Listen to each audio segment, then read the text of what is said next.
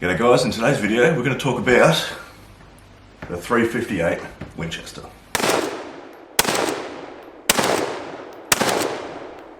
So this rifle started out as a Remington 783 Jackaroo in 308. At one point in my life I was going to sell the rifle, and then when I realised that it wasn't selling when I had it listed and I was going to get a pittance for it anyway, I decided to do something a little bit outlandish with it, and I had it rebarreled into 358 Winchester. I'm not going to go fully into the depths of why I picked 358 Winchester in this particular video, because I have done videos on 358 caliber cartridges before and I sort of explained it in that video. However, in this video we're going to talk about what has happened to this rifle over the years and how it got to be in this configuration. I'll rip this bloody cover off.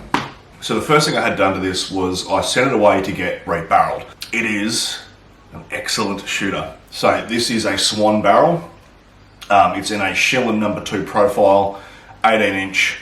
It has a threaded muzzle, 14 by 1 mil, and I ran it just stock like that for quite a while. Now, what I ended up doing was getting some more things done to it because I kind of, I'd already spent a lot of money on it. I decided I'm just going to spend some more money on it and make it exactly how I want it, because I like this rifle. So don't be coming at me going, just go and buy something pre-made, because you realistically can't. 358's fairly hard to find, and this is built exactly how I wanted it. Might not be how you want it, but it's how I wanted it. So let's start with the major things that were done to it. So we'll start at the muzzle end. As you can see, I have a muzzle sling swivel, and it's also a custom sling swivel in the side of the stock there. Now this is designed like that so it can be worn over the shoulder and the muzzle doesn't protrude past the shoulder.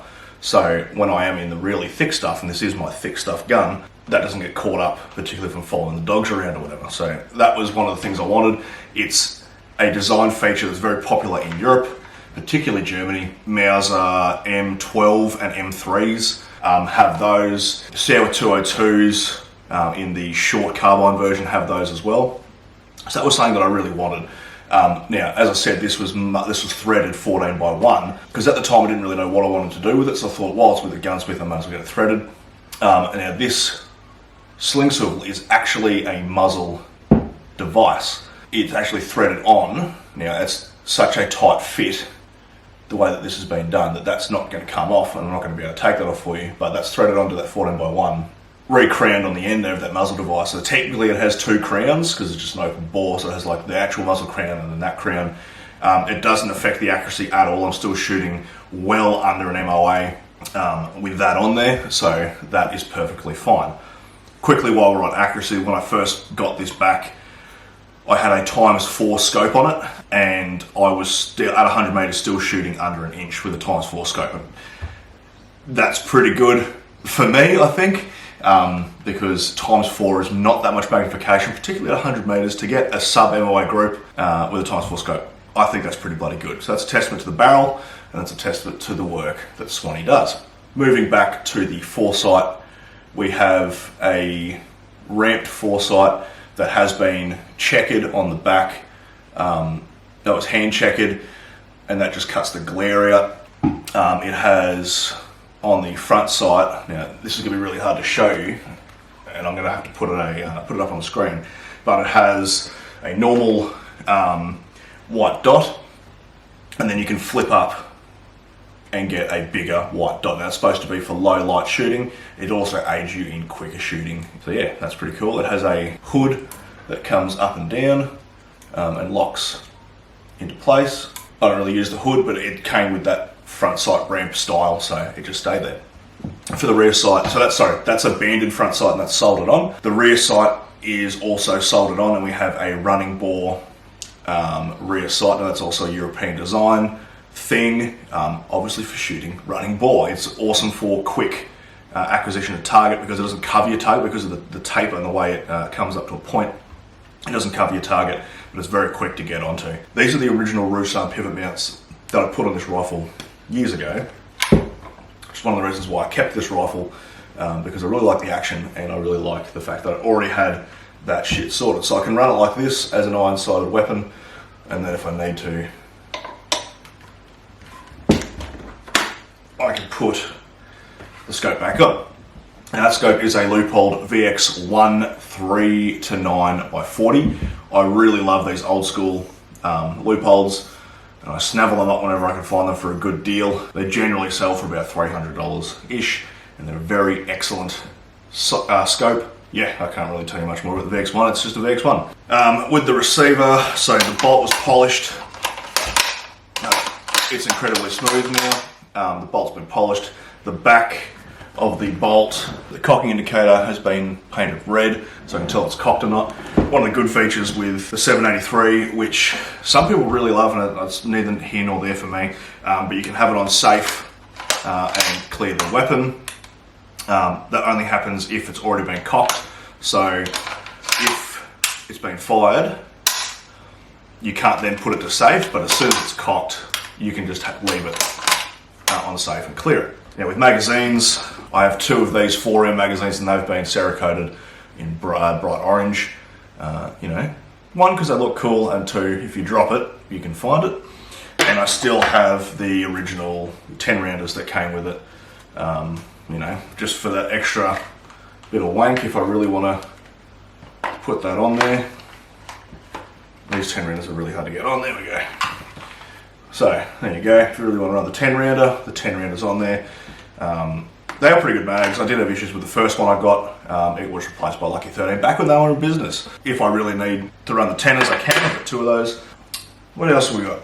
The stock remains stock. However, it has been Cerakoted.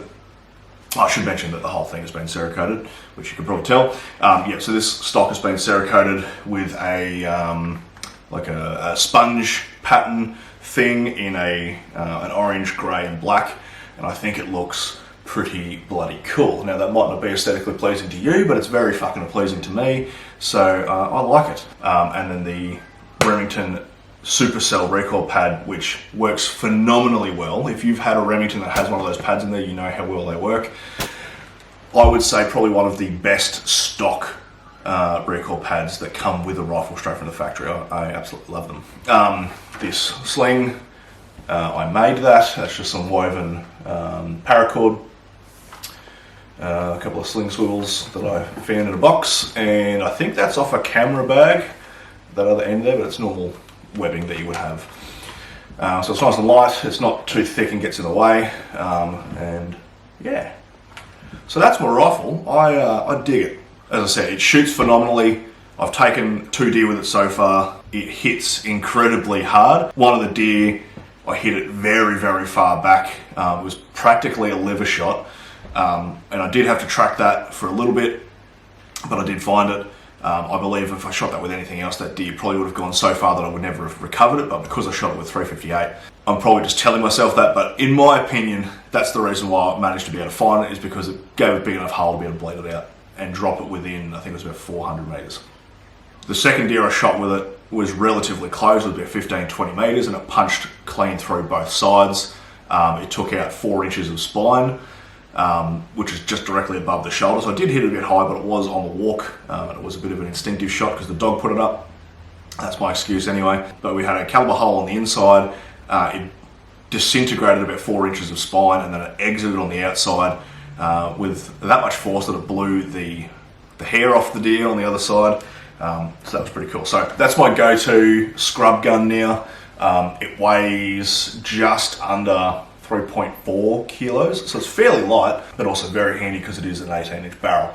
Now, when it comes to short barrels, and people always crap on about, oh, you're losing velocity and fucking blah, blah, blah. So when it comes to losing velocity, the wider the caliber is, the less you're going to be affected by barrel length with, velocity loss and that sort of stuff. So if you're shooting like a 6mm and you drop 4 inches off it, you're going to lose a lot of velocity, probably about 50 feet per second per inch or thereabouts. With this, I've noticed exactly 0 drop.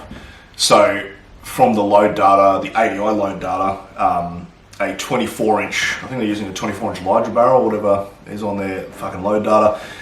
They're saying 2,500 feet per second for the 200 gram projectiles I'm shooting out of it, and I am getting 25-30 out of an 18-inch barrel. So I'm not actually getting any velocity loss, so it's perfectly fine for me. And even if I was, it wouldn't be that great of a deal because it's a 300 metre gun. Yeah, I thought I'd just give you a quick rundown of that rifle. That's my go-to scrub rifle for now. I'm building a more longer range deer rifle, all-rounder. More on that to follow, but anyway, that's my rifle. Yeah, hope you got something out of that. I'll see you next video, and hooroo.